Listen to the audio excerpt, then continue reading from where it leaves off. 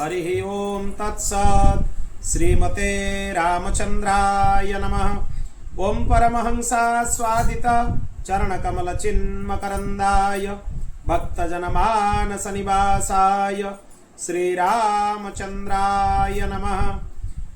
वागीसा यस्य वदने लक्ष्मीर्यस्य च वक्षसि यस्यास्ते हृदये संवित् तं नृसिंहमहं भजे। विश्वसर्ग विसर्गादि नवलक्षणलक्षितं श्रीकृष्णाख्यं परं धामं जगद्धाम नमामि तत्।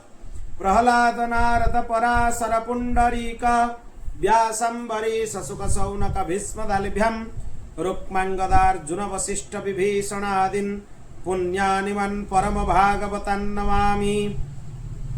जन्माद्यस्य जतन्वयादितरतः स्टार्थेष्वभिज्ञः स्वराट् तेने ब्रह्म हृदय आदि कवये मुह्यन्ति यत्सूरयः। तेजो वारिमृदं यथा विनिमयो यत्र त्रिसर्गो मृषा धाम्ना स्वेन सदा निरस्तकुहकं सत्यं परं धीमहि। नारायणं नमस्कृत्य नरं चैव नरोत्तमं देवीं सरस्वतीं व्यासं ततो जयमुदीरयेत्। श्रीराम जय जय राम।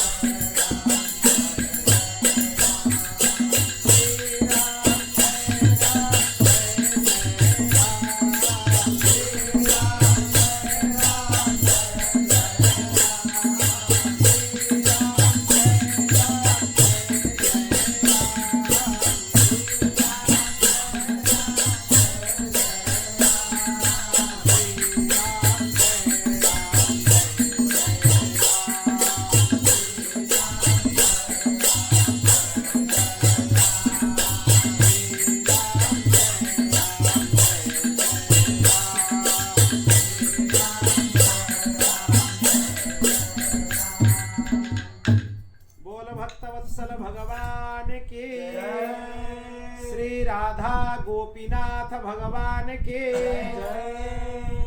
श्री सीतारामचंद्र भगवान की, श्री लक्ष्मी नारायण भगवान की, श्री उमा महेश्वर भगवान की, श्री सद्गुरुदेव भगवान की, श्रीमद् जगत गुरु आद्य रामानंदाचार्य जी महाराज की, श्रीमद् भागवत महापुराण की, श्री व्यास जी महाराज की, श्री सुखदेव जी महाराज की। जय जय श्री राधे, जय जय श्री सीताराम। हर हर महादेव। निताय गौर हरि बोल। भक्तवत्सल भगवान श्री हरिंकर महती कृपा करुणारू आज आम 19 दिन बोधे 19 नंबर दिन 18 नंबर सरी 19 दिनर श्रीमद् भागवत कथार प्रवेश करवा। 3टी सत्र होता 15 दिन पर 15 दिन होता पद्म पुराणोक्त महात्म्य, तापर 3टा सत्र जाइतिला स्कंद पुराणोक्त महात्म्य। प्रथम अध्याय उपरे गोटे दिन चर्चा होता, द्वितीय अध्याय उपरे 2 दिन चर्चा होता, कारण से राधा तत्व थिला। राधा तत्व श्रीकृष्ण तत्व सहित तार ऐक्यर आलोचना होता। एबे आमे स्कंध पुराणोक्त श्रीमद् भागवत महात्म्यर तृतीय अध्याय कथार प्रवेश करिबा। सुत उवाच अथोद्धवस्तु तान् दृष्ट्वा कृष्ण कीर्तन तत्परान् सत्कृत्याथ परिस्वज्य परीक्षितमुवाचः। उद्धवं को प्रकट करिबा पई आमे सुनुथुलु, समस्ते मिसिके एकत्रित होई हरिनाम संकीर्तन करिबा आरंभ कले। जदि महान भक्त मानकर सानिध्य दरकार ताले गोटे काम करिया पई पड़िबो, केवल हरिनाम संकीर्तन। शुद्ध चित्तरे भगवान को ही ध्यान करी तांकरी नाम रे रूप रे लीला रे निमग्न होई कि हरिनाम संकीर्तन कले भक्त मानकर मध्य कृपा मिले। तेणु हरिनाम संकीर्तन कले उद्धव प्रकट हेले लता कुंज भितर।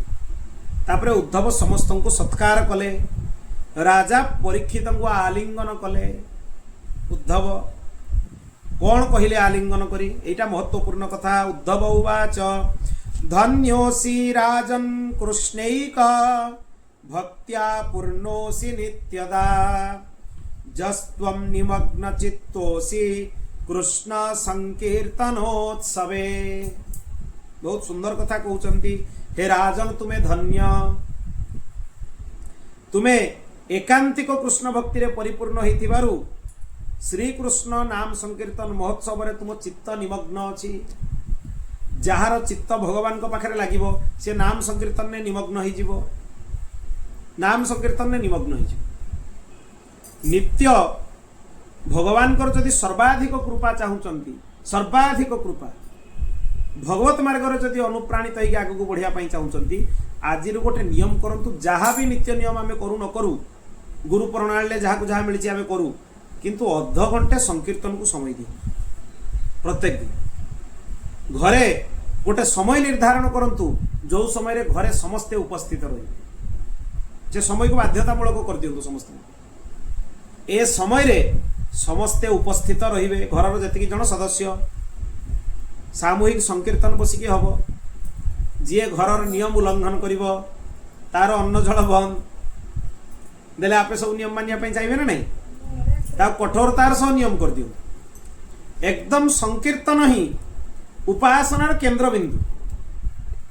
संकीर्तन हला माने श्रवण भक्ति भी हो जाए, संकीर्तन हला माने स्मरण भक्ति भी हो जाए। जोटी बारंबार कहला श्रवणम कीर्तनम स्मरणम, 3टा नियम दिया गला। 3टा होची मुख्य।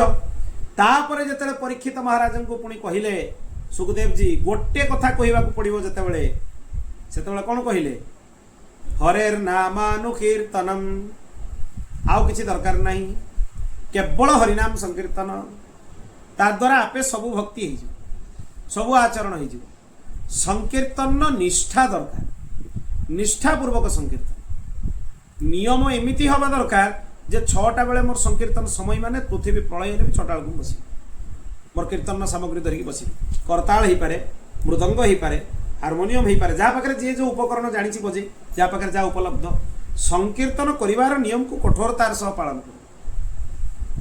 गोटे नियम रखु गोटे समय निर्धारण करूँ जे एतिक बेले अध घंटे को प्रत्येक दिन संकीर्तन करी चित्त निर्मल होवार सर्वाधिक श्रेष्ठ साधन जमी हरि कथा हरिनाम संकीर्तन में चित्त निर्मल हुए जेतु कथा शुणिकी कीर्तन कर माने कथार मध्य आश्रय थिबा दरकार तेबे चित्त निर्मल रहे व्याघात हैला माने चित्तरे व्याघात हुए आ चित्तरे भ्रांतिकर धारणा सब आसिक सृष्टि हुए आमे जो जाइथिलु गंगा सागर तीर्थ कपिल मुनि आश्रम अच्छी सेटा रामानंदी संप्रदायर साधु मानकु सेवा प्राप्त होइछि विशेष करी हनुमानगढ़ी जो अयोध्या रे अच्छी से हनुमानगढ़ी साधु माने सेठी आसिक सेवा कर पंच रामानंदी आखड़ा दिगंबरी निर्वाणी निर्मोही ये सब आखड़ा अच्छी रामानंद परिषद से रामानंद संप्रदायर आखड़ा परिषद ही साधु माने हनुमानगढ़ी साधु आसिक सेवा किंतु सेठी गोटे नियम कराई कौन नियम ना 6 मास रु अधिक कौन सेवायत से रही पारे ना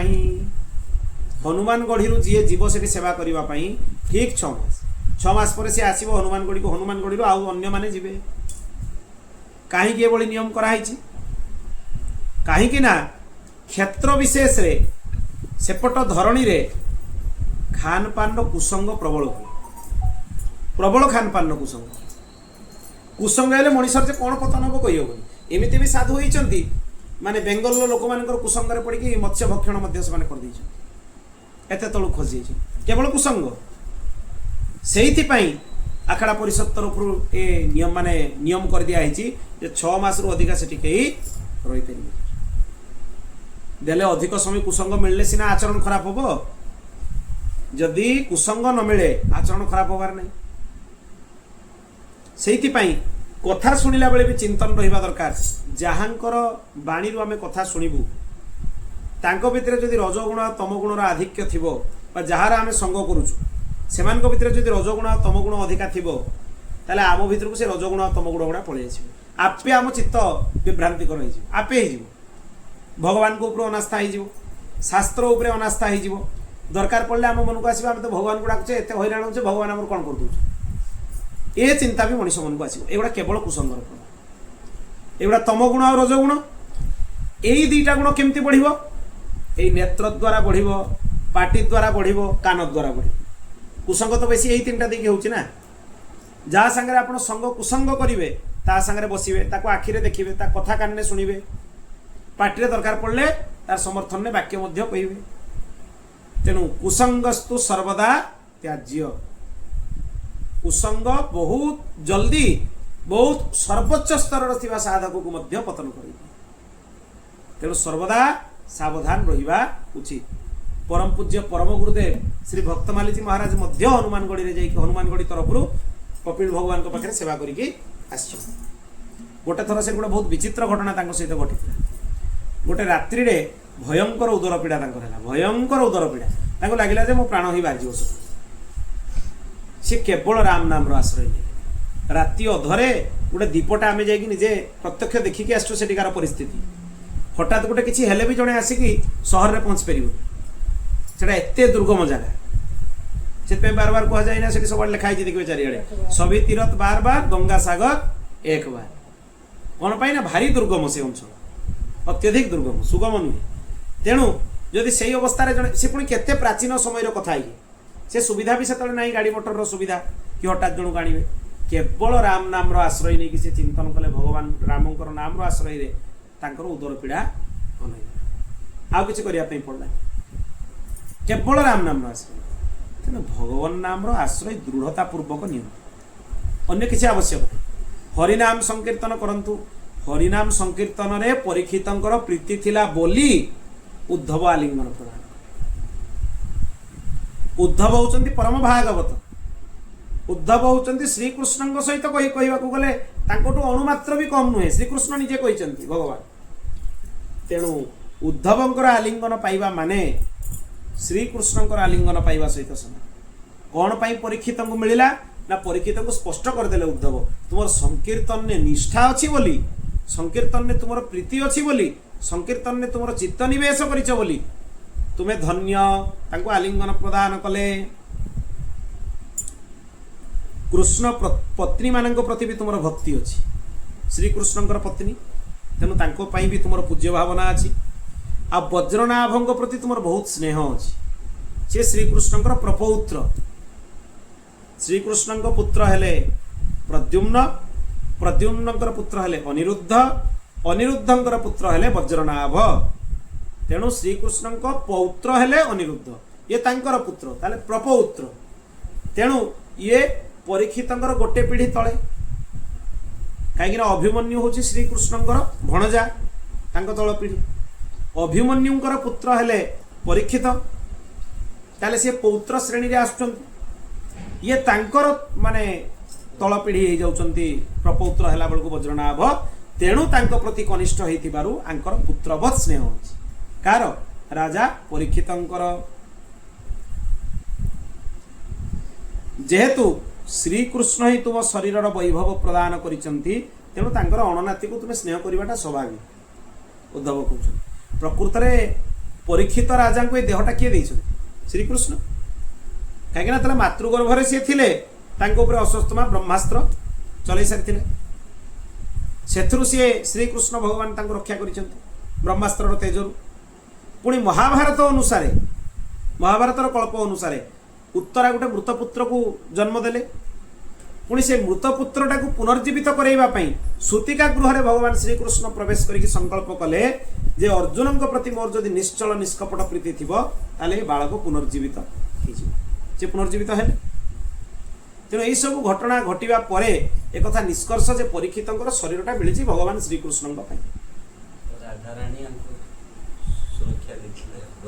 वज्रनाभ को सुरक्षा राधाराणी सुरक्षा प्रदान करते एथिरे संदेह नहीं जे द्वारिकावासी माने भी बहुत धन्य से माने भगवान श्रीकृष्ण अर्जुन को आज्ञा देइथिले जे ब्रजरे आनिकी से मानकु निवास करैबो का द्वारिकावासी मानकु काइना मु गला परे द्वारिका समुद्र रे निमग्न होइजिबो तेणु जेतिकी द्वारिकावासी अछंती मु अछि बोली द्वारिका जेमती अछि यथावत अछि मु गला माने लीला संवरण करिकी द्वारिका जलमग्न होइजिबो मूल द्वारिका आदि द्वारिका तेणु मोर जेतिकी समस्त द्वारिकावासी अछंती ये पार्षद सब तांकु ब्रज को नहीं ब्रजभूमि कौन क्षयक्षति हवार तापर गोटे सुंदर कथा कहउचंती श्रीकृष्णस्य मनश्चंद्रो राधास्य प्रभयान्वित तद्विहार वनं गोभिर्मण्डयन् रोचते सदा श्रीकृष्णंकर मनरूपी चंद्रमा राधाराणी मुखर प्रभारूपी ज्योत्स्ना रे युक्त होइकी रहिछि आउ एई जो किरण दी जनक द्वारा चंद्र भलिया प्रस्फुटित किरण ए किरण ब्रजमंडल को लीलाभूमि को पूरा सुशोभित करिकी रखिछि कथाटा बुझिले तो श्रीकृष्णंकर मनटा होछि चंद्रमा राधाराणी होउचंती से चंद्रमांकर ज्योत्स्ना माने चंद्रंक किरण श्रीकृष्णंक मन जदि चंद्र हुए राधाराणी श्रीकृष्णंक मन रूपक चंद्रमार ज्योत्स्ना शीतलता रूपक किरण एई श्रीकृष्णंक मन रूपी चंद्रमार ज्योत्स्ना रूपक राधाराणी किरण द्वारा संपूर्ण वृंदावन पूरा विकसित शोभायमान होइकी रहउची संपूर्ण ब्रजमंडल शोभायमान होइकी रहउची श्रीकृष्ण जमती नित्य परिपूर्ण जेहेतु परिपूर्ण ब्रह्म बोली तांकु कहा होची ये प्राकृत चंद्र भलिया श्रीकृष्ण मनरूपक चंद्रमार क्षय वृद्धि नहीं उद्धव स्पष्ट कर दउचंती तापर वाक्य चंद्र कहला लोक प्रश्न करिवे ना जे चंद्र तो क्षय भी हुए वृद्धि भी हुए गोटे पक्ष चंद्र कमी जाउची आ गोटे पक्ष चंद्र बढ़ी जाउची किंतु श्रीकृष्णंकर मनरूपी चंद्रमा ये प्राकृत चंद्रमा नुहे कहीं श्रीकृष्ण परिपूर्ण परम ब्रह्म तेणु तांकर चंद्रटा सब बेले पूर्णिमार चंद्र केतेबेले भी सेथिरे कला मानकर क्षय वृद्धि हुए नहीं तिथि अनुसार कला मानकर क्षय वृद्धि हुए चंद्रंकर 16 कला तो ये जो 16 कला 16टा तिथि रे क्षय वृद्धि हुए किंतु श्रीकृष्ण 16 कला को एकाथरे धारण करके रखिछंती तेणु कलार क्षय भी हबार नहीं कि वृद्धि भी हबार नहीं कोठु घटिबो कला कोठु कमिबो कि कोठु बढ़िबो श्रीकृष्ण एकाशह 16टा जाक कला को चंद्रंकर धारण करके रखिछंती बोल भक्त वत्सल भगवान की एटी से कथाटा कहगला तांकर 16 कला अच्छी से सहस्र सहस्र चिन्मय किरण निर्गत होउची। चिन्मय किरण माने कौन सी बाधा देले भी आपण ताको प्रतिरोध करके रखी परिबेनी। से समस्त बाधा को पार है लक्ष्य स्थान को जाकि भेद कर। चिन्मय किरण प्राकृत किरण नुहे, प्राकृत किरण को बाधा देले अटकी जाई पारे। जने आखि बंद करी कहबो मु चंद्र को देखिबि न देखि पारे, किंतु श्री कृष्णकर मन रूपक चंद्रमार किरण आखि बंद कर दियो, सप्तावरण को भेद करिकी पिंड ब्रह्मांडर समस्त तत्व को भेद करिकी चित्त को चोरी करिकी नै जिबार क्षमता ता भितरे अछि। ता पई किछि प्रतिबंधन नाही, कारण से प्राकृत नुहे अप्राकृत। से सर्वदा तांकर समस्त कलारे परिपूर्ण होइकी ए ब्रजभूमि रे सर्वदा विद्यमान रुहंती, सब बेले विद्यमान रुहंती ब्रज। तेणु तांकर भूमि आउ तांकर स्वरूप भितरे कोनोसी भेद नाही, माने ब्रजमंडल ही निजे श्रीकृष्ण, श्रीकृष्ण ही निजे ब्रजमंडल। आपण ब्रज को गला पर कहबे श्रीकृष्ण गोटे अलगा किए अछंती, असंभव।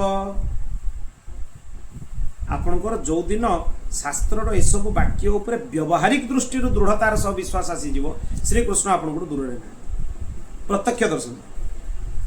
कौन व्यवहारिक दृष्टि आसीबो ना वृंदावन भूमि होची चिन्मयी भूमि, ब्रजमंडलर भूमि है चिन्मयी भूमि। ए भूमिटा ही श्रीकृष्ण। से भूमिटा को स्पर्श कला बेल को प्रणाम कर आ चिंतन कर जे श्रीकृष्ण मते ब्रजभूमि स्वरूप प्राप्त है।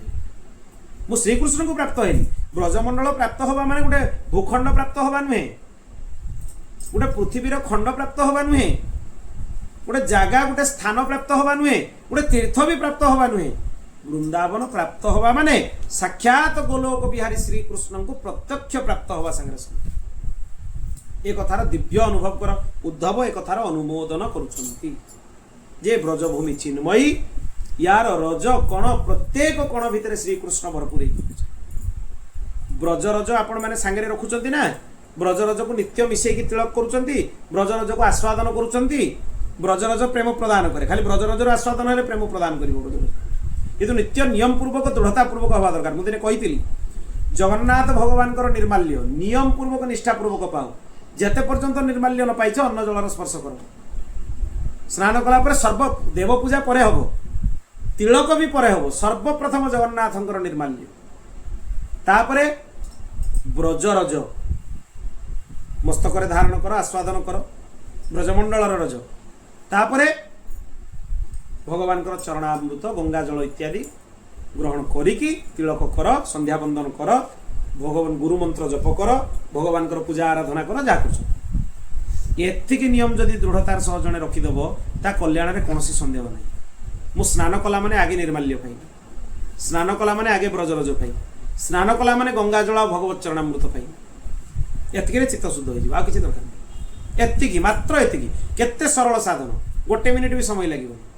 गोटे मिनिट्र साधन आपणकर समस्त चित्तर अशुद्धि मल विक्षेप आवरण खोलिक सफा कर। आ किसी आवश्यक कहीं ये सब चिन्मय। आपण भावना करंतु ब्रजरज मु धारण कला बेलू मु श्रीकृष्ण को धारण करुच्ची, राधाराणी को धारण करुच्ची। कौन एगुड़ा साधारण जिनिस कि ये साधारण बालीर कणा होइछि कि? ब्रजरज को आस्वादन कला पळे आपण चिंतन करंतु मु श्रीकृष्ण को आस्वादन करुच्ची। ए श्रीकृष्ण मोर मुख गौहर देकी जाइकी मोर शरीर समस्त रक्त कणिका भितर प्रवाहित होइकी रहउछ, विस्तारित होइकी रहउछ। मो देहटा कृष्णमय हो जाइछि, कौन सी कणिका मो देहर बाकी नहीं, कौन सी छोट अणुटीए भी बाकी नहीं जो श्रीकृष्ण तत्व ना। श्रीकृष्ण मुख गौहर देकी जाइकी संपूर्ण शरीर रे विस्तार होइकी रहउछ। ये होची मूल कथा। समस्त ब्रजवासी भगवान को अंगरे निवास करुचंती। जेहेतु वज्रनाभ शरणागत मानकर भय दूर करुचंती, समस्त को नेकी आछंती ब्रजमंडल को। तेणु तांकर स्थान होची श्रीकृष्ण को डाहण पादरे। जी जीव मान को भगवत शरणागत करांती तांकर स्थान हला भगवान को डाहण पादरे, दक्षिण पादरे से स्थान पाइबे। भगवान को चरणर सबुठ अधिका वंदना कराई, मुखमंडलर वंदना कम होइछि। ता माने नुहे जे भगवान सुंदर नुहे बा मुखमंडलर वंदना हैनी, बहुत होइछि, अगाध होइछि, किंतु ताठु भी अधिक वंदना होइछि चरण। चरणर वंदनार सीमा नहीं। भगवान सबुठ मुख्य है किए चरण तेणु चरणर आश्रय ताको प्राप्त हम जे जीव को भगवत शरणागत करैब। भगवान श्रीकृष्ण ब्रजवासी मानकु निजर जोगमाया द्वारा प्रभावित करके रखिछन्ति। सेमाने निज स्वरूप को भूली जाइछन्ति जोगमाया प्रभाव रे, नले भगवान क्रीड़ा करि परिबेनि। से जो ताकर मने थिबो मु पूर्व जन्म रे ऋषि थिली, एतिकी मंत्र अनुष्ठान कला परे मु एई गोपी हेछि बा एई गोपाल हेछि, ताल केमति हो रागानुगा भक्ति हे परिबो। ब्रह्म चिंतन हबो, फेर नाक कान बंद करके आखि बंद करके फेर मंत्र जप करते बस जीव जे ब्रह्म को पाइछि आंको संगे कोन क्रीड़ा करिवि, आंकर उपासना करिवा उचित। तेणु जोटी क्रीड़ार सौख्य मिलुछि सेठी उपासना करके निरस करिवे काई, ता माने उपासना त्याज्य नुहे, से उपासना बल रे ही ताको या मिलिछि। किंतु कथा होछि जोटी ब्रह्म एते सुलभ रे उपलब्ध सेठी समय अतिबाहित काहेकि करा जीव साधन, तांको सहित क्रीड़ा करा जाऊ, तांको सहित आनंद करा जाऊ। सेहिति पई भगवान सबु ब्रजवासी चित्त उपरे जोगमायांकर आवरण पकई देइचंती, सबु आवरण को ढांकी की रखिचंती। ये जानि परिबेनि परम सत्य कोन जानि परिबे। तेणु भगवान चित्त सहित ज्ञान को मध्य चोरी करिकी नै जाइचंती। ज्ञान रहिले भी बहुत समय रे भगवान को दूर हो जाती जीवन। अत्यधिक ज्ञान हैला माने से ज्ञानटा जदि भगवत परख न हुए बा आचार्य मानकर कृपा न थाई से ज्ञान सहित, ताले से ज्ञानटा भी पतन करे, ज्ञानटा भी बंधन, महाबंधन ज्ञान। एते भयंकर अहंकाराणी ज्ञान को मुहूर्त रे कहार कोठी पतन हो कई कहि पतन मूल कारण ही जाय ज्ञान। केवल जदि गुरुचरण गुरुपादाश्रय थिबो ताले ज्ञान केबे पतन करैबो, ता माने वृथा अहंकार मन भितर सृष्टि करिबो। नहले ज्ञान भी भयंकर, ता पाखरु दूरे रहिबा उचित। ता माने नुहे जे ज्ञान को त्याग कर दियो, से ज्ञान ग्रहण करो जो ज्ञान रे भगवत प्राप्ति हबो, से ज्ञान ग्रहण करो जोटा भगवान को अनुरूप होइथिबो, सेटा ही प्रकृत रे ज्ञान। आउ जोगुडा को आमे ज्ञान बिली कहूचे सेटा ज्ञान नहीं, सेगुडा को ज्ञान कहजिबो नाही। श्री कृष्ण को ज्योति न पाइले केही भी निज स्वरूप को उपलब्धि करि परिबे नाही। जो ज्योतिटा जीवर अंतकरण भितर अच्छी ता उपरे मायार पर्दा पड़िकी रही। ज्योति माने कौन? एटा जीवात्मा, ये ज्योतिटा ता उपरे मायार आवरण पड़िकी रही, पर्दा पड़िकी रही। तेणु परम सत्य सहित परिचय हेई पारुनी। ए माया ही होचंती जोग माया। एइटी गोटे बहुत सुंदर कथा कुहाइछि, अष्टाविंशे द्वापरान्ते स्वयमेव जदा हरिः उत्सारयन् निजं मायां तत्प्रकाशो भवेत् तदा। उद्धव कहले 28तम द्वापर शेष श्रीकृष्ण स्वयं जीव निकटरे प्रकट होइकी निज मायार पर्दा काढ़ी नियंती, सेतेबेले जीव तांकर ज्योति पाई पारंती। 28तम चतुर्युगीर द्वापर जुगरे भगवान श्रीकृष्ण अवतार हुए बोली एठी प्रमाण मिलिला स्कंद पुराण रु। जेमिति पुराण रे प्रमाण अछि भगवान रामचंद्र वाल्मीकि रामायण जो राम अवतार से 24तम चतुर्युगीर त्रेतार राम अवतार। एटा वर्तमान केते नंबर चतुर्युगी चली? 28तम चतुर्युगी माने सत्य त्रेता द्वापर कली। ये 4 जण थरे सरले एक चतुर्युगी, दुई थर सरले दुई चतुर्युगी। एमती भगवान श्रीकृष्ण जो अवतार काल भागवत अनुसार एटी दिया आइछि ये 28तम चतुर्युगीर काल। तामाने श्रीकृष्ण अवतार रो उद्देश्य कौन? जेतेबेले भल कि ध्यान देबे, एटी गोटे बहुत महत्वपूर्ण कथा अछि। जेतेबेले जीवात्मार चित्त उपरे मायार आवरण पड़िकी ढांकी हो जाए, भगवान श्रीकृष्ण ताको उद्धार करिवा पई 28तम चतुर्युगी रे अवतार ग्रहण करिकी ताको कृतार्थ करंती। प्रथम कथा। द्वितीय कथा हला श्रीमद् भागवताख्योयम प्रत्यक्षम कृष्ण एव हि। श्रीमद् भागवत ही प्रत्यक्ष कृष्ण। भगवान श्रीकृष्ण जेतरे स्वधाम गमन कले तांको कामटा किए करिवो? ताले श्रीमद् भागवत करिवो। तेणु वर्तमान समय रे जो जीव मानकर चित्त को मायाग्रास करिकी रखिछि, जोग मायार आवरण पर्दा पड़िकी रहिछि, ताकू दूर करिवार काम श्रीमद् भागवत करिवो। काना श्रीमद् भागवत ही श्रीकृष्ण, ये शब्दमय श्रीकृष्ण। तामाने एटी श्री कृष्णଙ୍କର देहटा शब्दरे तयारी ହେଇଛି, अक्षररे तयारी ହେଇଛି, वर्णमालारे तयारी ହେଇଛି। ये साक्षात श्री कृष्ण। तेणु एई श्री कृष्ण ही आम मानकर संशय दूर करिवे। एई श्री कृष्ण ही आम चित्त उपरे थिबा आवरण को हटेइबे, मल विक्षेप आवरण को परिष्कार करिवे। बोल भक्त वत्सल भगवान की। किंतु एबे तो से समय चली गलानी, काना 28तम चतुर्युगीर द्वापर सरिलानी, द्वापरांत हो सारानी। आउ गोटे उपाय अछि सुन, जोटा एबे आपण मानकु कहउतली, मु ग्रंथ भी देखिनी तापर श्लोक रे सेटा लिखा आइछि।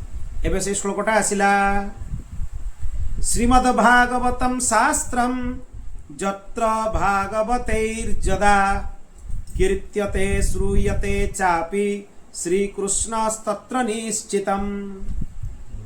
जोटा आपण मानकु कहली सेटा तापर श्लोक रे लिखा आइछि। मु भगवत चिंतन करके जिनसटा आपण मानकु कहली जे श्रीकृष्ण जो काम करछथि भागवत से कामटा करिवो, से कथा एटी स्पष्ट कले उद्धव।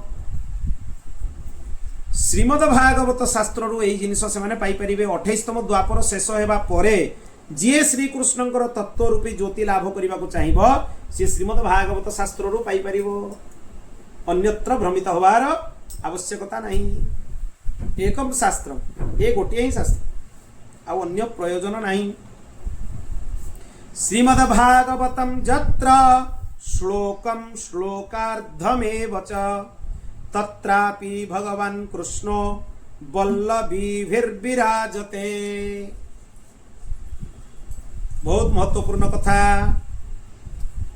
जोटी श्रीमद् भागवतर प्रत्येक दिन गोटे श्लोक हो अधा श्लोक हो पाठ करा जाए, सेठी श्रीकृष्ण निजर प्रियतमा राधाराणी आ गोपी मान सहित विराजित होइकी रुहंती। जाकू निज घरे श्रीकृष्ण को नित्य निरंतर सपरिकर विराजित करैबार अछि, भागवत पाठ करबा आरंभ कर दियो। श्रीमद् भागवत पढ़, जेतिकी पढ़ी होछ एटी तो एते पर्यंत छुट दिया गला। गोटे श्लोक अधा श्लोक चतुर्श्लोकी एक चतुर्थांश पढ़, गोटे श्लोक कंठस्थ कर दियो। नित्य पाठ होउची। आमे पढ़ुने कि जो आपनकर गजेंद्र स्तुति, गजेंद्र स्तुति तो भागवत अष्टम स्कंदर से हे गला से। पुणी आपण माने पढ़ुतबे नारायण कवच भी बहुत जन पढ़ंती। हरिर्विद ध्यान मम सर्वरक्षान्य स्थांग्रि पद्मपदकेन्द्र पृष्ठे दरारि चर्मसि गदेषु चापो पाषाण दधानष्ट गुणष्टो बाहु जलेषु मां रक्षतु मत्स्य मूर्ति जादर गणेभ्य वरुणस्य पाशात् स्थलेषु माया बटुबा मनव्यात् त्रिविक्रमोखे वतु विश्वरूप आदि जो मंत्र पाठ करते तो भागवत श्लोक हे गला। सेगुड़ा तो भागवतर अध्याय गुड़ा पूरा अध्याय।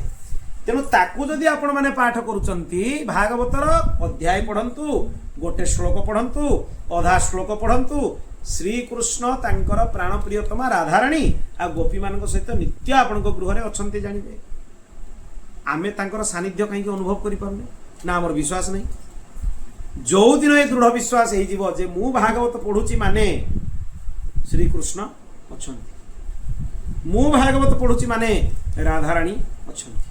कोठी खोजी भी जाई भागवत पर निजे आदेश कले जे जोठी ग्रंथ को नित्य पाठ करा जीव सेठी नित्य भगवान कर सानिध्य रही, नित्य सानिध्य रही। आउरी भी पुराण मानकर लिखा है जोड़ी नित्य पुराण पाठ करा जाए सेठी हरिंकर नित्य सानिध्य प्राप्त हुए।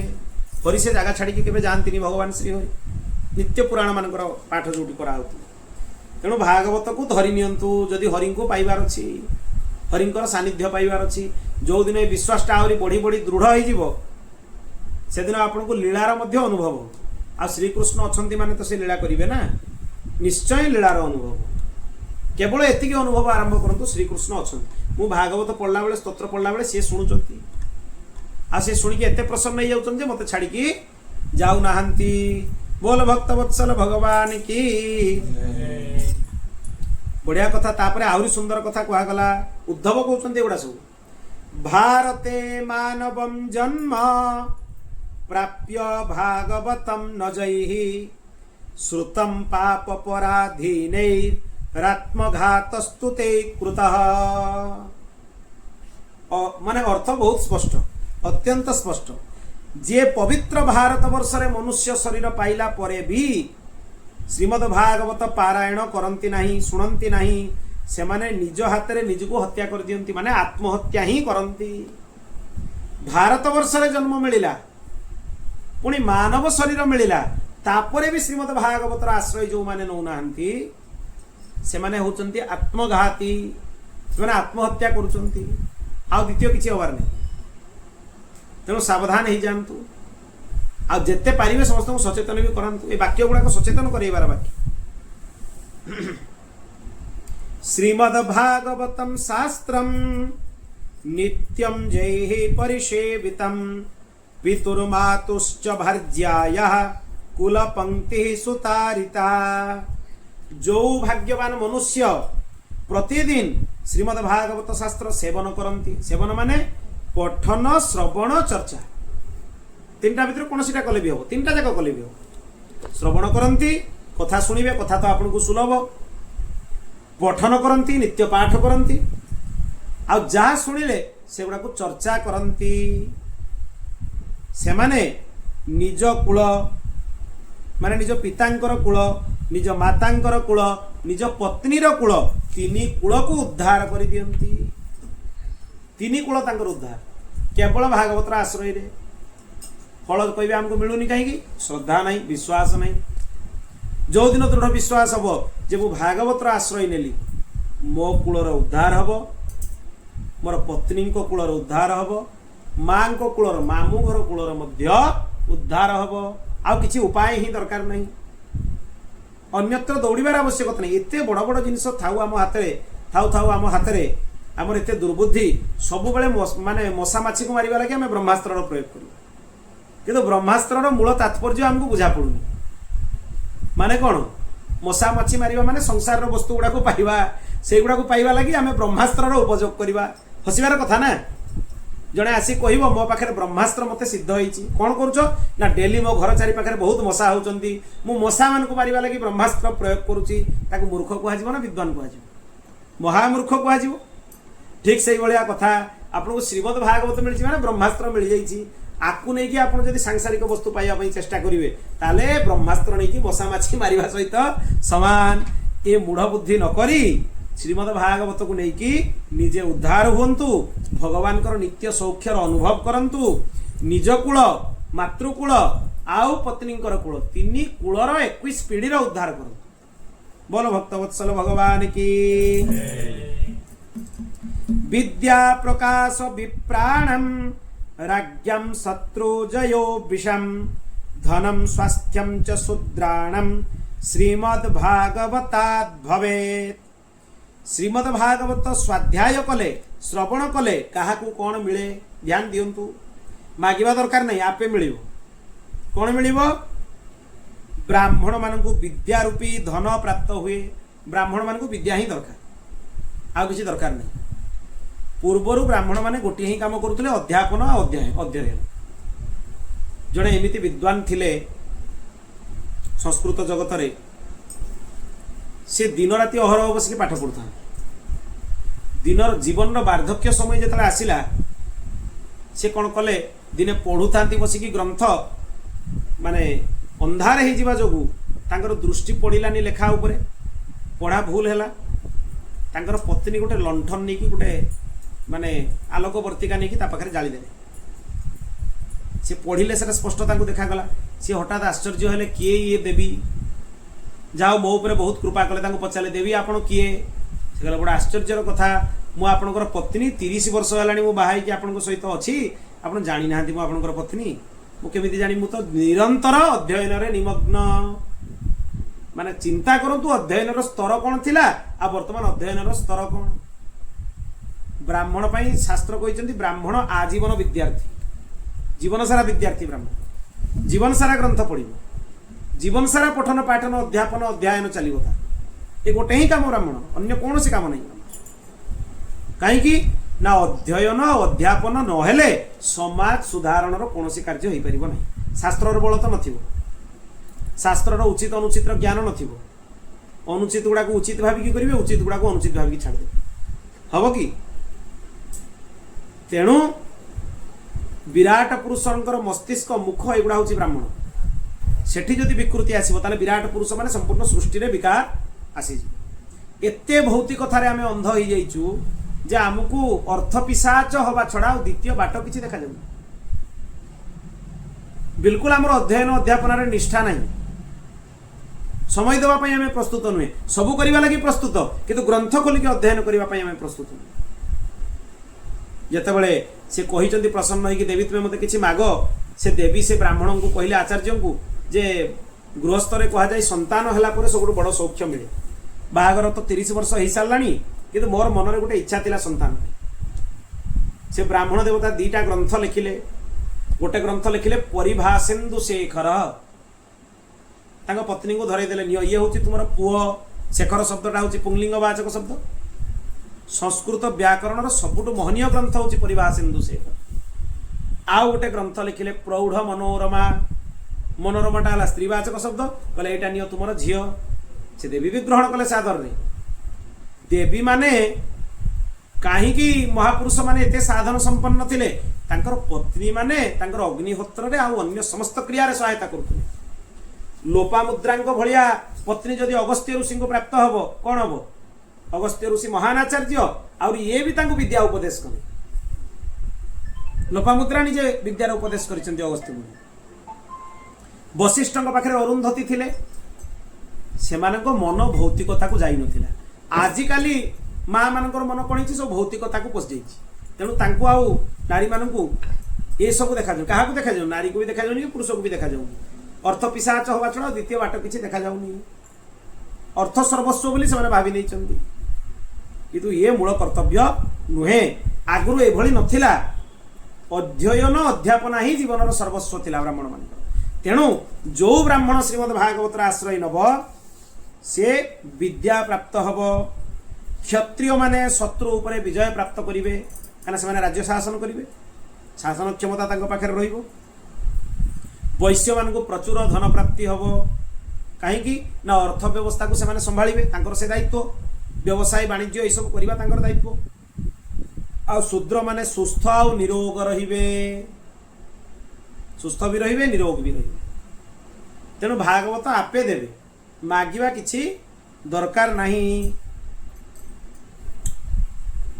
पुणी आ गोटे सुंदर कथा, जोषिताम परे सांच सर्ववांछित पुराणम अतो भागवतम नित्यम को न सेवेत भाग्यवान। जो माने स्त्री आउ अंत्यज रहिले सेमानकर इच्छा मध्य भागवत द्वारा पूर्ण हुए। सेमानकर भी आउ अन्य कोनोसी ग्रंथर आश्रय आवश्यक नहीं। तेणु किए भाग्यवान मनुष्य थिबो, अभाग्यवान मनुष्य थिबो, दुर्भाग्यवान जे भागवतर आश्रय न नब। तेणु भागवतर आश्रय सर्वदा ग्रहण करिबा उचित। भागवत किए पढ़ी पारिबो, किए सुनी पारिबो, और किए से साधन करि पारिबो। बहुत सुंदर कथा। अनेक जन्म संसिद्ध श्रीमद् भागवतम लभेत प्रकाशत भगवत भगवत भक्ते रुद्भवस्तत्र जायते। अनेक जन्म धरिकी साधना करिकी मनुष्य जेतेबेले पूर्ण सिद्ध हो जाए, ताकू सेतेबेले भागवत अध्ययन करिवार सौभाग्य मिले। जाको भागवत चेष्टा करिकी भी पढ़िया पई सौभाग्य मिलुनी, तार अनेक जन्मर तपस्या परिपूर्ण हेनी। एटा खाली ग्रंथ बही गुटे भावंतुनी, अनेक जन्म जन्मांतर तपस्या जार पूर्ण हुए ताकू भागवत प्राप्त हुए। सीए भागवत ग्रंथर अवलोकन करिवो, सीए भागवत ग्रंथ शुणी पारिवो, सीए भागवत ग्रंथ पढ़ी पारिवो।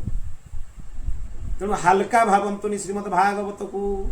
श्रीमद् भागवत ही परमार्थ, श्रीमद् भागवत ही आध्यात्म। जड़े कह आध्यात्म रे अच्छी केवल श्रीमद् भागवत, ताकू ही पढ़, ताकू ही अध्ययन कर, ताकू ही बुझ, ताकू ही शुण, तारी सहित लागिकी रुह, निरंतर लागिकी रुह। श्रीमद् भागवत रु भगवत ज्ञान प्राप्त हुए, जहाँ द्वारा भगवत भक्ति उत्पन्न हुए, शुद्ध भक्ति उत्पन्न हो। श्रीमद् भागवत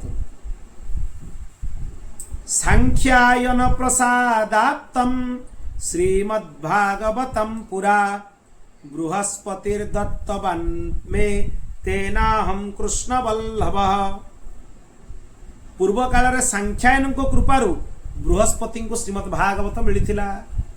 सांख्यायन ऋषि बृहस्पति को भागवत देइथिले एवं बृहस्पति मते देइथिले। बृहस्पति शिष्य उद्धव, तेणु बृहस्पति श्रीमद भागवत कथा उद्धव को देइथिले सांख्यायन देले बृहस्पति को बृहस्पति देले उद्धव को से भागवत सेवन करिकी मु श्री कृष्णंकर परम प्रिय सखा ही पारली उद्धव कहउचंती बिना भागवत रे श्री कृष्ण को सखा हवा असंभव बाकी सब लीला उद्धवंकर मोह हवा गोपी मान पाखक जीवा गोपी माने ज्ञान उपदेश करिवा ये सब भगवान को लीला किंतु प्रकृत रे श्री कृष्णंकर सौख्य मिले ताकुई जी श्रीमद भागवतर अनन्यता पूर्वक आश्रय माने श्रीमद भागवत रे जहा कहइथिबो अक्षरे अक्षरे परम सत्य बोली मानिकी चली टिके भी संदेह करिबो जहा लिखा है परम सत्य ताकू मानिकी जे चलिबो हे परीक्षित बृहस्पति मते गोटे आख्यायिका शुणैथिले मु से आख्यायिकाटा मु तुमको शुणाउची शुण जरे श्रीमद भागवतर संप्रदाय क्रमटा को तुमे जानि परिबो बहुत सुंदर कथाटी उद्धव शुणाउचंती बृहस्पति कहिले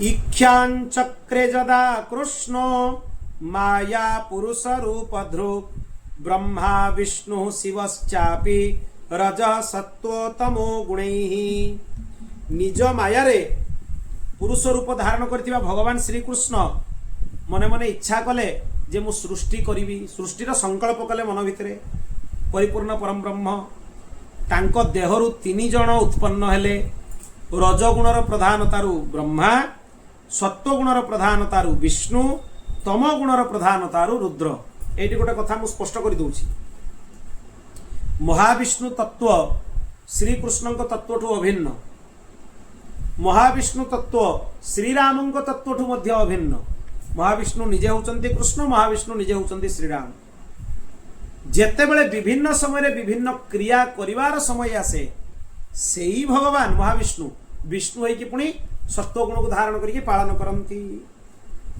देवता स्वरूप धारण करके द्वादश आदित्य भी से ही हूँ तेणु ये भ्रमरे आम पढ़ानी जे श्रीकृष्ण बड़ आ विष्णु छोट विष्णु पुराण पढ़ला बेलू विष्णु बड़ श्रीकृष्ण छोट तांकर अवतार एगुड़ा भ्रम केही बड़ छोट नुहे समस्ते होचंती एक आपण शिवंक कथा सुनले भी आश्चर्य होइजिबे परम ब्रह्म सदाशिव तांको भितरु शंकर शिव रुद्र सब तांको भितरु बाच जाको जो काम मिलला से काम कले किंतु मूल तत्व रूप से सदाशिव रूप से प्रतिष्ठित तेणु ये तत्व रूप से महाविष्णु श्रीकृष्ण श्रीराम ये सब है त्रिपाद विभूति वैकुंठ से महाविष्णु होइकी अछंती जतबेले तळकू ओल्हेले रमा वैकुंठ को आसिले बा क्षीरसागर को आसिले से विष्णु हेले तेणु विभिन्न वैकुंठ भेदरे लीला भेदरे लोक भेदरे कल्प भेदरे तांकर अनेक स्वरूप से गुड़ा आम चेतनार बाहर ऊर्ध्वरे तेणु से गुड़ा मुंड को पुरेकी बेकार रे ये संशय रखा उचित नुहे ये बड़ सी छोट ये सब भाविबा उचित नुहे खाली गुड़ाए अपराध मन भितर गोटे कल्पना करके तैयारी कर दउछन एमिति नित्य गोलोक तले वैकुंठ ठीक अच्छे शास्त्र माने लिखिछन्ति मु मना करू किंतु से जो वैकुंठर वर्णना है से त्रिपाद विभूति वैकुंठ नुहे त्रिपाद विभूति वैकुंठ रे ब्रह्मा शंकर को मध्य प्रत्यक्ष दर्शन हुएनी केमिति दर्शन हुए तद विष्णु परमं पदम सदा पश्यन्ति सूरयः दिवीव चक्षुरा ततम तांको ध्यान बल दर्शन हुए सेठी भगवान दुर्लभ सुलभ नुहे से सुलभता पाई पछरे विभिन्न प्रकार वैकुंठ मानकर सर्जना क्रमशः कराई तेणु आपण जहाँ को गोलोक कहते से त्रिपाद विभूति वैकुंठ ता तले जो वैकुंठ रहा ये रमा वैकुंठ हो पारे बा क्षीरसागर वैकुंठ हो पारे अनेक वैकुंठ अच्छा तेणु भ्रमरे बिल्कुल पड़ेनि ये गोलोक उपरे वैकुंठ ता तले तेणु विष्णु छोट और श्रीकृष्ण हेले बड़ एक कथा ये स्पष्ट करदेवा बहुत आवश्यक नहले अनेक अपराध आम मानकर हो स्वरूप भेद करने जो अनेक अपराध आम भितर हो आउ कि यही सब कथा गुड़ाक स्वरूप भेद करने कहनी इष्ट पाखे अनन्यता प्राप्ति करने कहई या उद्देश्य भी बुझा दरकार निजर इष्ट पाखे अनन्यता बढ़ापी ये कथा गुड़ाक कहुए जो जगार श्रीकृष्ण प्रधान समस्त स्वरूप भर बाहरी कहीं मोर अनन्य भक्ति श्रीकृष्ण जो श्रीराम प्रधान श्रीरामଙ୍କ ଠାରୁ ସମସ୍ତ ଅବତାର ପ୍ରକଟ ହେଇଛନ୍ତି। କାହିଁକି ନା ତାଙ୍କ ପାଖରେ ମୋର ଅନନ୍ୟତା। ନୃସିଂହ ବି ପରିପୂର୍ଣ୍ଣ ପରମ ବ୍ରହ୍ମ, ଭଗବାନ ମହାବିଷ୍ଣୁ ବି ପରିପୂର୍ଣ୍ଣ ପରମ ବ୍ରହ୍ମ, ନାରାୟଣ ପରିପୂର୍ଣ୍ଣ ପରମ ବ୍ରହ୍ମ, ଭଗବାନଙ୍କର ପ୍ରତ୍ୟେକ ସ୍ୱରୂପ ପରିପୂର୍ଣ୍ଣ ପରମ ବ୍ରହ୍ମ, ସଦାଶିବ ପରିପୂର୍ଣ୍ଣ ପରମ ବ୍ରହ୍ମ, ଭଗବତୀ ଜଗଦମ୍ବା ପରିପୂର୍ଣ୍ଣ ପରମ ବ୍ରହ୍ମ, ମହାଗଣପତି ସୂର୍ଯ୍ୟ ଏମାନେ ବି ପରିପୂର୍ଣ୍ଣ ପରମ ବ୍ରହ୍ମ। କିଛି ଜାଗାରେ ସୂର୍ଯ୍ୟଙ୍କୁ ହିରଣ୍ୟଗର୍ଭ କୁହାଯାଏ, କିଛି ଜାଗାରେ ବ୍ରହ୍ମାଙ୍କୁ ହିରଣ୍ୟଗର୍ଭ କୁହାଯାଏ। ତତ୍ତ୍ୱତଃ ସେମାନେ ଜଣେ। ହିରଣ୍ୟଗର୍ଭ କହିଦେଲା ମାନେ ବ୍ରହ୍ମାଙ୍କୁ ବୁଝେଇବ, ହିରଣ୍ୟଗର୍ଭ କହିଦେଲା ମାନେ ସୂର୍ଯ୍ୟଙ୍କୁ ବୁଝେଇବ।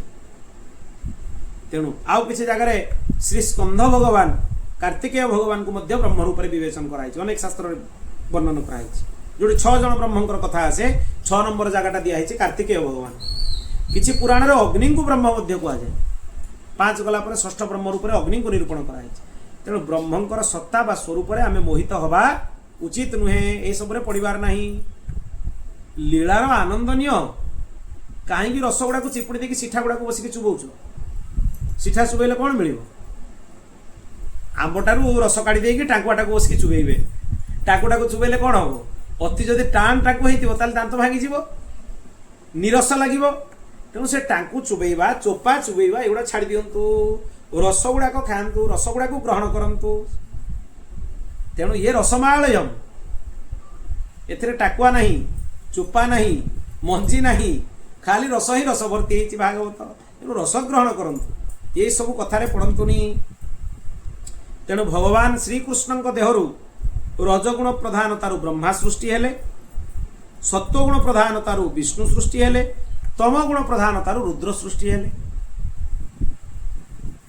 ମହାବିଷ୍ଣୁ ସ୍ୱରୂପରେ ସିଏ ହେଉଛନ୍ତି ତ୍ରିଗୁଣାତୀତ, 3 ଗୁଣରୁ ଉର୍ଦ୍ଧ୍ୱରେ। ଶ୍ରୀକୃଷ୍ଣ ରୂପରେ ପରମ ବ୍ରହ୍ମ ରୂପରେ ସେ ତ୍ରିଗୁଣାତୀତ। ଯେତେବେଳେ ସୃଷ୍ଟିର କାମ ଆସିବ ତ୍ରିଗୁଣାତୀତ ବ୍ରହ୍ମ କରିପାରିବେନି ସୃଷ୍ଟିର କାମ, ତାଙ୍କୁ ଗୁଣ ଧାରଣ କରିବା ପାଇଁ ପଡ଼ିବ। ସୃଷ୍ଟି କାମ କଲା ମାନେ ସୃଷ୍ଟି କାମଟା ହେଲା ରଜଗୁଣ। ରଜଗୁଣ ସିଏ ଧାରଣ କରିବେ ମାନେ ବ୍ରହ୍ମା ହେଇଯିବେ, ସେ ନିଜେ ହିଁ ବ୍ରହ୍ମା। ଏଠୁ ଏକଥା ବି ସ୍ପଷ୍ଟ ହେଇଗଲା ଯେ ବ୍ରହ୍ମା ବି ଶ୍ରୀକୃଷ୍ଣଙ୍କଠୁ ଅଭିନ୍ନ। ତାଙ୍କ ଭିତରୁ ବାହାରିଛନ୍ତି ମାନେ ଅଲଗା କେଠୁ ହେବେ? ବୋତଲ ଭିତରେ ଥିବା ଗଙ୍ଗା ଜଳଟା ବି ଗଙ୍ଗା, ନଦୀରେ ବହୁଥିବା ଗଙ୍ଗା ଜଳଟା ବି ଗଙ୍ଗା। ହଁ, ଏକଥା ଅଛି ଯେ ବିଚାର ଦୃଷ୍ଟିରୁ ଏଇଟା ଅପବିତ୍ର ହେଇପାରେ, ସିଏ କେବେ ଅପବିତ୍ର ହେବେନି। ମୂଳ ବ୍ରହ୍ମ ପରିପୂର୍ଣ୍ଣ ପରମ ବ୍ରହ୍ମ କେବେ ବି ଅପବିତ୍ର ହେବେନି, ବା ତାଙ୍କର ସତ୍ତା ଉପରେ କୌଣସି ପ୍ରକାର ପ୍ରଶ୍ନବାଚୀ ହେଇପାରିବନି। କିନ୍ତୁ ଏମାନେ ବି ବ୍ରହ୍ମଙ୍କର ଅଂଶ। ଯୋଉଠି ଗଙ୍ଗା ପାଣିର ଅଭିଷେକ ହୁଏ ଆପଣ ନଦୀକୁ ଡାକି ନିଅନ୍ତି କି? କୋଉଟା କାମରେ ଲାଗେ? କଳସେ ପାଣି ପୁରେଇକି ଆଣିଥିବେ, ସେଇ କଳସେ ପାଣି ହିଁ ଆପଣଙ୍କ କାମରେ ଲାଗିବ। ତେଣୁ ଆପଣଙ୍କର କାମ ଯଦି ବନିବ ଏଇ ଗୁଣ ସମୂହକୁ ଧାରଣ କରିଥିବା ସ୍ୱରୂପ ଦ୍ୱାରା ହିଁ କାମ ବନିବ। ତ୍ରିଗୁଣାତୀତ ସ୍ଥିତିରେ ଭଗବାନଙ୍କ ଦେଇକି କାମ ବନିବନି ଆପଣଙ୍କର। କାହିଁକି ନା ତ୍ରିଗୁଣାତୀତ ସ୍ଥିତିରେ ସେ କିଛି କରନ୍ତିନି, ନା ସୃଷ୍ଟି, ନା ସ୍ଥିତି, ନା ପ୍ରଳୟ, ନା ଅନୁଗ୍ରହ, ନା ନିଗ୍ରହ। କୌଣସି ପଞ୍ଚକୃତ୍ୟର ସମ୍ପାଦନ ତ୍ରିଗୁଣାତୀତ ସ୍ଥିତିରେ କରିହେବ ନାହିଁ। ତେଣୁ ତ୍ରିଗୁଣାତୀତ ସ୍ଥିତିରୁ ଯେତେବେଳେ ସେ ଊର୍ଦ୍ଧ୍ୱକୁ ଯିବେ, ଆଗକୁ ବଢ଼ିବେ, ଗୁଣ ସମୂହକୁ ଧାରଣ କରିବେ, ଗୋଟେ ଗୋଟେ କ୍ରିୟା କରିବା ଆରମ୍ଭ କରିବେ। ସତ୍ୱ ରଜତମ, ସତ୍ୱଟା ହେଲା ପାଳନ, ରଜଟା ହେଲା ସୃଷ୍ଟି, ଆଉ ତମଟା ହେଲା ସଂହାର। ଆଉ ଅନୁଗ୍ରହ ନିଗ୍ରହ ବେଳକୁ ଏ ଗୁଣ ଗୁଡ଼ାକ ମିଶିବ। ସତ୍ୱ ରଜ ପ୍ରଧାନ ହେଲେ ଅନୁଗ୍ରହ, ରଜତମ ପ୍ରଧାନ ହେଲେ ନିଗ୍ରହ। ସେଠି ଏ ଦି ଗୁଣ ମିଶିବ, ଦେଲେ ଯାଇକି ସିଏ ହେଇଯିବ ପଞ୍ଚକୃତ୍ୟ। ତେଣୁ ପଞ୍ଚକୃତ୍ୟ କରିବା ପାଇଁ ତାଙ୍କୁ ଗୁଣ ସମୂହକୁ ଧାରଣ କରିବାକୁ ପଡ଼ିବ। ନଦୀରେ କେବଳ ବୁଡ଼ି ହେବ। ହଁ, ନଦୀରେ ବୁଡ଼ି ହେବ, କିନ୍ତୁ ନଦୀଟାକୁ ନେଇକି ଆସି ହେବ। ପରେ ଯଦି ନଦୀ ଆବଶ୍ୟକ ପଡ଼େ, ଯେଉଁ କଳସରେ ପାଣି ଆସିଥିବ ସେଇ କଳସେ ପାଣିରେ କାମ ହେବ। ସେଇଠୁ ପାଣି ବାହାର କରିକି ନିତ୍ୟ ପାଇବେ, ଆଚମନ କରିବେ, ପବିତ୍ର ହେବେ, ଚିନ୍ତନ କରିବେ। ତେଣୁ ଏ କଥାକୁ ଏଠି ସ୍ପଷ୍ଟ ଭାବରେ ବୁଝିବା ଉଚିତ। ଭଗବାନ ଶ୍ରୀକୃଷ୍ଣ ଏମାନଙ୍କୁ ଅଧିକାର ପ୍ରଦାନ କଲେ। ସେତେବେଳେ ଭଗବାନଙ୍କ ନାଭି କମଳରୁ ବ୍ରହ୍ମା ଉତ୍ପନ୍ନ ହେଲେ। ସିଏ ତାଙ୍କୁ କହିଲେ, ବ୍ରହ୍ମା କହିଲେ, ଆପଣ ନାର ଅର୍ଥାତ୍ ଜଳରେ ଶୟନ କରିଛନ୍ତି, ତେଣୁ ଆପଣଙ୍କର ନାମ ହେଉଛି ନାରାୟଣ। ନାରାୟଣାଦି ପୁରୁଷ ପରମାତ୍ମନ୍ନମୋସ୍ତୁତେ। ଏଠି ପୁଣି ଅଭିନ୍ନତା ସିଦ୍ଧ ହେଲା। ଆପଣ କହିବେ ଶ୍ରୀକୃଷ୍ଣ ସୃଷ୍ଟି କଲେ, ଶ୍ରୀକୃଷ୍ଣ ପୁଣି ଜଳରେ କାହିଁକି ଶୋଇଲେ? ଜଳ ଯିଏ ଶୋଇଥାନ୍ତି ତାଙ୍କ ନାଁ କ'ଣ? ନାରାୟଣ। ତାହେଲେ ଶ୍ରୀକୃଷ୍ଣ ଆଉ ନାରାୟଣ 2 ଜଣ ଅଲଗା ନା ଜଣେ?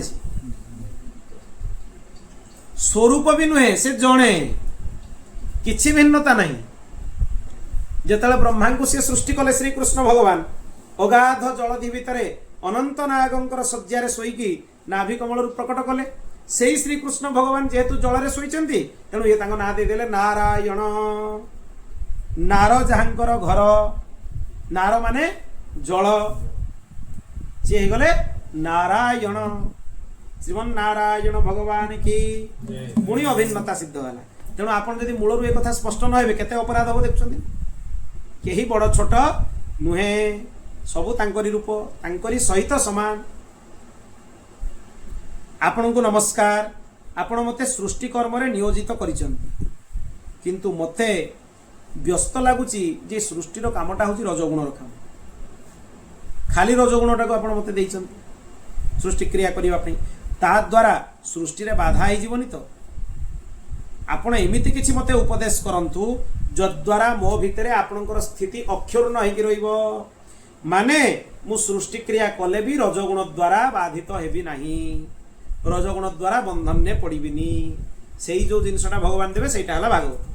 ତାମାନେ ଭାଗବତକୁ ଯଦି ଗ୍ରହଣ କରିବ ଏ ଗୁଣ ସମୂହର ବନ୍ଧନରେ ପଡ଼ିବ ନାହିଁ, ତୁମେ ବି ଭଗବାନଙ୍କ ଭଳିଆ ଗୁଣାତୀତ ହେଇକି ରହିବ। ହେଇଗଲା, ଅଦ୍ୱୟ ତତ୍ଵର ସିଦ୍ଧି ହେଇଗଲା। ବ୍ରହ୍ମବିଦ୍ ବ୍ରହ୍ମୈବ ଭବତି। ଆଉ ଯଦି ଲୀଳାର ଆସ୍ୱାଦନ କରିବା ପାଇଁ ଚାହିଁବ ତାହେଲେ ଭଗବାନ ଏକୋହମ୍ ବହୁଶ୍ୟାମ ଲୀଳା କରିବା ଆରମ୍ଭ କରିଦେବେ। ଯାହା ଚିନ୍ତନ କରିବ ସେ ଲୀଳା ହବ। ମଧୁର ଚିନ୍ତନ କର ବା ସୌଖ୍ୟର ଚିନ୍ତନ କର, ସଖ୍ୟ ଭାବର ଚିନ୍ତନ କର, ଦାସ୍ୟ ଭାବର ଚିନ୍ତନ କର, ସବୁ ଆରମ୍ଭ ହେଇଯିବ। ସେ ତାପରେ ଗୋଟେ ଗୋଟେ ସ୍ତର ଦେଇକି ଆସିବେ, କୃପା କରିବେ। ପୂର୍ବ କାଳରେ ବ୍ରହ୍ମା ଯେତେବେଳେ এই କଥା କହିଲେ ଭଗବାନ ତାଙ୍କୁ ଶ୍ରୀମଦ୍ ଭାଗବତର ଉପଦେଶ କଲେ ଆଉ ତାଙ୍କୁ କହିଲେ ତୁମେ ସର୍ବଦା ଶ୍ରୀମଦ୍ ଭାଗବତ ସେବନ କର। ମାନେ ପଢ଼, ଶୁଣ ଆଉ ବୁଝା, ତିନିଟା ହିଁ କାମ। ସେବନ ମାନେ ତିନିଟା, ପଢ଼, ଶୁଣ, ବୁଝା। ଶ୍ରୀମଦ୍ ଭାଗବତ ସେବନ କର ବୋଲି ଉପଦେଶ ପାଇକି ବ୍ରହ୍ମା ଆନନ୍ଦିତ ହେଲେ। ସେ ଶ୍ରୀକୃଷ୍ଣଙ୍କୁ ନିତ୍ୟ ପ୍ରାପ୍ତ କରିବା ପାଇଁ ସପ୍ତାବରଣ ଭଙ୍ଗ ନିମନ୍ତେ ଶ୍ରୀମଦ୍ ଭାଗବତ ସପ୍ତାହ ପାରାୟଣ କଲେ। ଶ୍ରୀକୃଷ୍ଣଙ୍କୁ ମୁଁ କେମିତି ପାଇବି? ଭାଗବତ ସପ୍ତାହ ଆରମ୍ଭ କରିଦେଲେ, 7 ଦିନିଆ ପାରାୟଣ। ସପ୍ତାହ ଯଜ୍ଞ ବିଧିରେ 7 ଦିନ ଧରିକି ଭାଗବତ ସେବନ କରିବାରୁ ବ୍ରହ୍ମାଙ୍କର ମନୋରଥ ସିଦ୍ଧ ହେଇଗଲା। ତା ଫଳରେ ତାଙ୍କର ଭଗବତ ସ୍ମରଣ ସବୁବେଳେ ହେଲା। ବାରମ୍ବାର ସପ୍ତାହ ଯଜ୍ଞ ସେ କରିଚାଲିଛନ୍ତି। ମାନେ ବ୍ରହ୍ମାଙ୍କର ଜାଣିଛନ୍ତି କେମିତି ତାଙ୍କର ନିୟମ। ଆଜି ଭାଗବତ ସପ୍ତାହ ଆରମ୍ଭ ହେଲା, 7 ଦିନ ସରିବ, ତା ପରଦିନ ପୁଣି ପ୍ରଥମ ଦିନ ଆରମ୍ଭ ହବ। ମାନେ ଅନବରତ ବର୍ତ୍ତମାନ ଯାଏ ଭାଗବତ ସପ୍ତାହ ବ୍ରହ୍ମାଙ୍କର ସେବେରୁ ଚାଲିଛି। ନିତ୍ୟ ପଢୁଛନ୍ତି ଶ୍ରୀମଦ୍ ଭାଗବତ ପାରାୟଣ। ବ୍ରହ୍ମାଙ୍କର ଦିନ ତ ଆଉ ଛୋଟିଆ ଦିନ ନୁହେଁ, ସେ ନିତ୍ୟ ଭାଗବତ ପଢୁଛନ୍ତି, ନିରନ୍ତର ଭାଗବତ ପଢୁଛନ୍ତି। ସେ ଆଉ କିଛି କରନ୍ତିନି। ତାଙ୍କ ପାଇଁ ଆମର କଥା ଆଉ ବହି ଧରିକି ବସିବା ଦରକାର ନାହିଁ। ସେ ବେଦପତି ବ୍ରହ୍ମା, ସେ ବସିକି ଚିନ୍ତା କଲା ମାନେ, ଚିନ୍ତନ କଲା ମାନେ ତାଙ୍କ ଆଗରେ ଶବ୍ଦ ରାଶି ପ୍ରକଟ ହେଇଯିବେ। ବାଗଦେବତା ଯାହାଙ୍କର ପତ୍ନୀ, ତାଙ୍କୁ ଏଇସବୁ ବହି ଧରିକି ବସିକି ପଢତେ ହବ ନା। ସେ ଚିନ୍ତନ କଲା ମାନେ ଭାଗବତ ତାଙ୍କ ସାମ୍ନାରେ ମୂର୍ତ୍ତିମନ୍ତ ହେଇକି ପ୍ରକଟ ହେଇଯିବେ। ସେ ତାଙ୍କର ପଦ୍ମାସନରେ ବସିକି ଆମେ ଦେଖୁଛେ ଧ୍ୟାନ କରୁଛନ୍ତି। ସେ ଧ୍ୟାନ କରୁଛନ୍ତି କ'ଣ? ଶ୍ରୀମଦ୍ ଭାଗବତର ନିରନ୍ତର ନିତ୍ୟ ସପ୍ତାହ ପାରାୟଣ ସିଏ କରୁଛନ୍ତି। ଯେହେତୁ ବ୍ରହ୍ମା ରଜଗୁଣକୁ ଧାରଣ କରିଥିଲେ ତେଣୁ ସପ୍ତାହ ପାରାୟଣକୁ ରାଜସିକ ପାରାୟଣ କୁହାଯାଏ। ତାର ଅର୍ଥ ଏହା ନୁହେଁ ଯେ ରାଜସିକତା ବଢିବ ଆକୁ କଲା, ଏଣୁ ରାଜସିକତାକୁ କୁହାଯାଏ ବ୍ରହ୍ମାଙ୍କ ହିସାବ। ତାପରେ ଭଗବାନ ବିଷ୍ଣୁ ପ୍ରାର୍ଥନା କଲେ କାହାଙ୍କୁ? ସେ ଆଦି ନାରାୟଣଙ୍କୁ, ଶ୍ରୀକୃଷ୍ଣଙ୍କୁ। ଇଏ ସତ୍ୱଗୁଣକୁ ଧାରଣ କରିଛନ୍ତି। ତାଙ୍କ ଲୀଳା କେତେ ବିଚିତ୍ର ଦେଖନ୍ତୁ।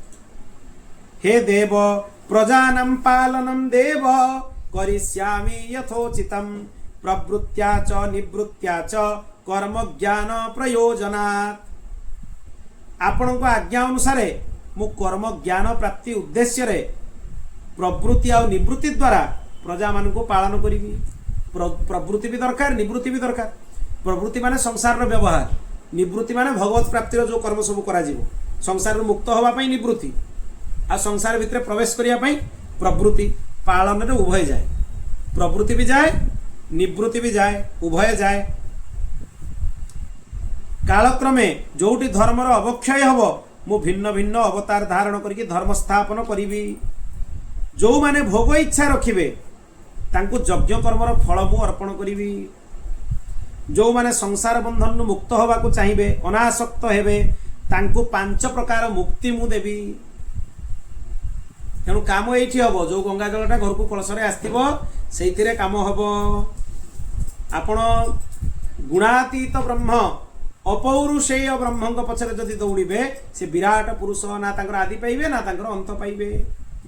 जदि आनंद पाइबार अच्छी नंदनंदन हाथ धरनीय सबू देदेवे भावनी जे ये तांकर अंश रूप रूप आसिले जे सब माने ये सब मुक्ति दबार सक्षम नुहे भक्ति दबार सक्षम नुहे ज्ञान दबार सक्षम नुहे बा भगवान नित्य भगवत प्राप्ति कराइबार सक्षम नुहे। ये भूल धारणा सब कराई पारिबे सी भगवान निजे कहउचंती जे मु विष्णु स्वरूप जो विष्णु को से प्रकट करिसंती भगवान पालन करबा पे से कहउचंती मु समस्तंकु मोक्ष प्रदान करिबी। सालोक्य सार्ष्टि सामीप्य सारूप्य जते प्रकार मुक्ति अछि मु प्रदान करिबी। जो माने मोक्ष चाहिबेनी तांकु मु केमती पालन करिबी ताहा जानि पारुनी। निजको आ लक्ष्मी को केमती रक्षा करिबी जानि पारुनी। तार उपाय मते कहि दियंतु। जे सिना मुक्ति मागिबो ताको मुक्ति देबी किंतु जे मुक्ति मागिबोनी दीयमाने न गृह्णन्ति बिना मत्सेवनम जना। जे भगवत जन जाचिकी देले भी से मुक्ति नियंतिनी। से भगवान को मुक्ति कहे तुम मुक्ति तुम्हें रखिता आमर मुक्ति दरकार नहीं आमर तुम्हें दरकार माने तुम नाम दरकार तुम लीला दरकार तुम कथा दरकार आउ किसी दरकार नहीं। प्रकृत भक्त भगवान को मागिबो मते सबले तुम नाम जप करिवार दियो सौभाग्य निरंतर भागवत आस्वादन सौभाग्य दियो। नित्य जो माने मुक्ति न चाहिए मुक्तिर कामना तांको मनरे रहिबनी तांकू कौन देवी ता सहित तांकर पालन केमिति करिवि आ भगवती महालक्ष्मी को रक्षा केमिति करिवि तार उपाय मते आपण कहि दियो। भगवान विष्णु एक कथा पचारिले तांको कथा सुनिकी भगवान श्री कृष्ण तांकू भी श्रीमद् भागवतर उपदेश प्रदान कले। तुमर मनोरथ सिद्धि पाई तुमे नित्य भागवत पाठ कर। उपाय हैला गोटी श्रीमद् भागवत ए उपदेश पाई कि भगवान विष्णु अत्यंत प्रसन्न हो गले।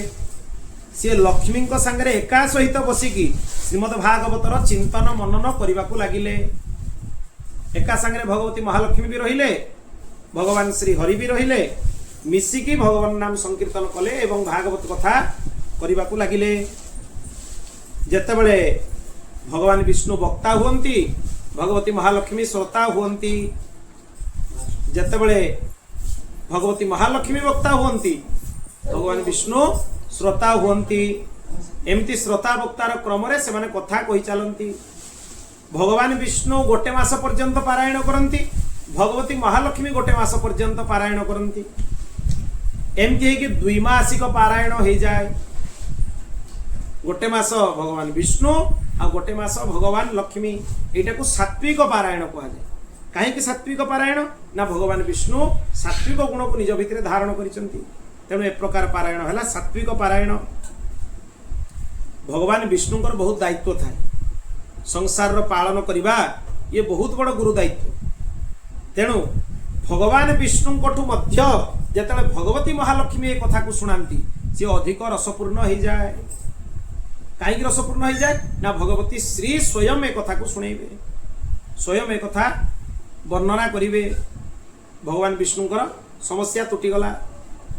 तापरे जो भगवान रुद्र जहाँ को भगवान संहार काम लगे से भी भगवान श्री कृष्ण को तांको सामर्थ्य बढ़ाइबा पई प्रार्थना कले।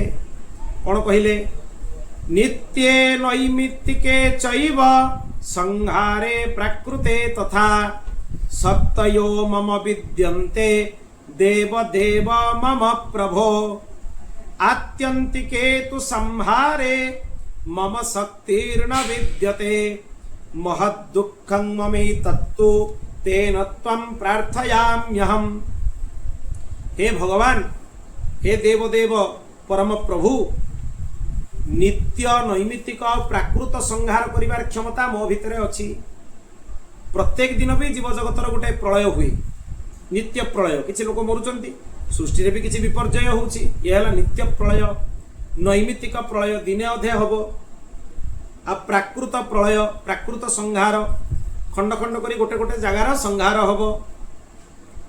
किंतु जहाँ को आत्यंतिक प्रलय कहा जाए, जो प्रलय रे संपूर्ण सृष्टि विलीन हो जाए, समस्त को मोक्ष प्राप्ति हुए, से प्रलय करिवार क्षमता मो भितरे नाही। तेणु से प्रलय केमितिका हबो, से प्रलयर क्षमता मते आपण प्रदान करंतु, या ही मोर प्रार्थना। सेठू बृहस्पति कहिले रुद्रंकर ए प्रार्थना सुनिकी नारायण तांकु श्रीमद् भागवतर उपदेश प्रदान कले। एवं एठी गोटे सुंदर कथा स्पष्ट हो गला, सबु जगह कहगला भगवान श्री कृष्ण प्रदान कले, भगवान श्री कृष्ण देले, तांकु गोटे थर नारायण संगे साम्यता प्रतिपादन करागला। पुणी एठी कहगला भगवान नारायण रुद्र को श्रीमद् भागवत देले, पुणी ऐक्य प्रतिपादन। यही जो भागवत कथा रुद्र को देले, आपको 11 वर्ष रे पारायण पूर्ण करंती रुद्र। तेणु याकू तामसिक पारायण कहगला। अनेक दिन पर्यंत वर्ष वर्षांतर पर्यंत जो पारायण हबो, से पारायण ना हला तामसिक पारायण। किंतु सेतिरे तामसिकता मिलिबो बोली कथा नहीं। या द्वारा से मोक्ष प्रदान करिवारे आउ आत्यंतिक संहार करिवारे समर्थवान हेले। उद्धव कहले एही कथा त्रिदेवंकर ई भागवत श्रवण कथा, भागवत पाठ कथा मो गुरु बृहस्पति पाखरु मु सुनिथिली। तापरे तांको चरण रे प्रणाम करिकी मु 1 मास जाई तांको पाखरे भागवत रस को आस्वादन कली, भागवत अध्ययन कली।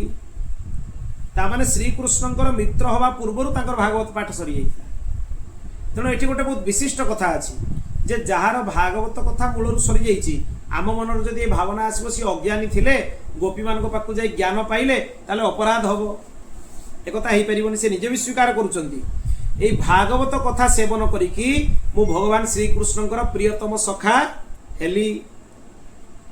तापरे मते भगवान तांकर प्रिय गोपी मानक सेवारे नियुक्त करदेले।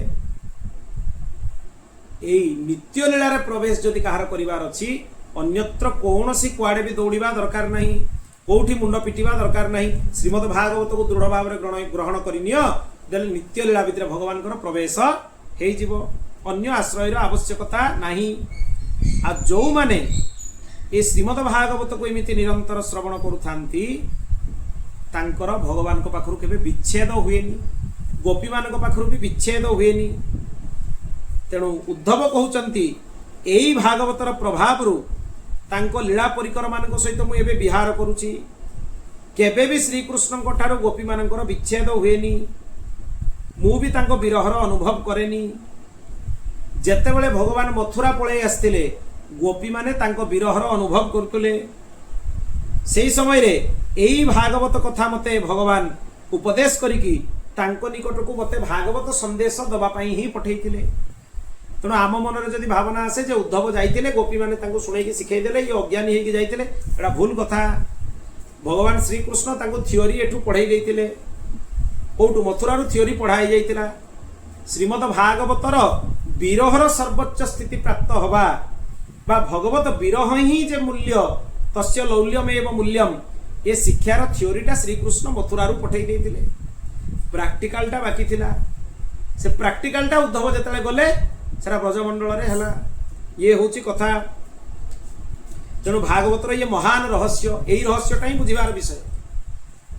उद्धव जेतले गोपी मान पाखकू गले, उद्धवंकु भ्रमर गीत द्वारा, भ्रमर गीतर उपाख्यान द्वारा से माने प्रैक्टिकल भगवत प्रेम कौन सेटा प्रैक्टिकल अनुभव तांको प्रदान।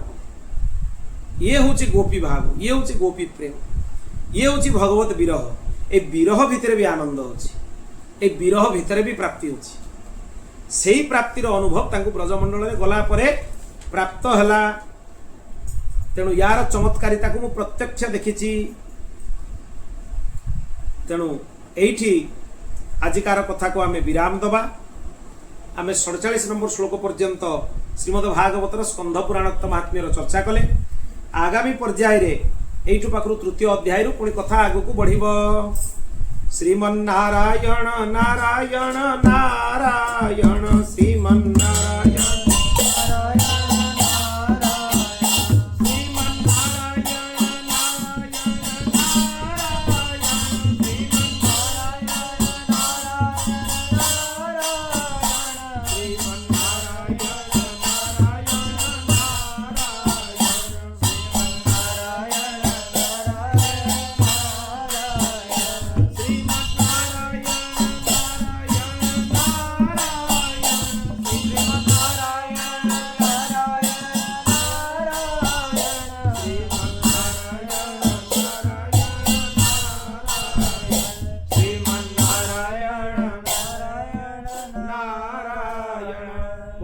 वत्सल भगवान की जय। श्री राधा गोपीनाथ भगवान की जय। श्री सीतारामचंद्र भगवान की जय। श्री लक्ष्मी नारायण भगवान की जय। श्री उमा महेश्वर भगवान की जय। जय जय श्री राधे जय जय श्री सीताराम हर हर महादेव निताय गौर हरि बोल।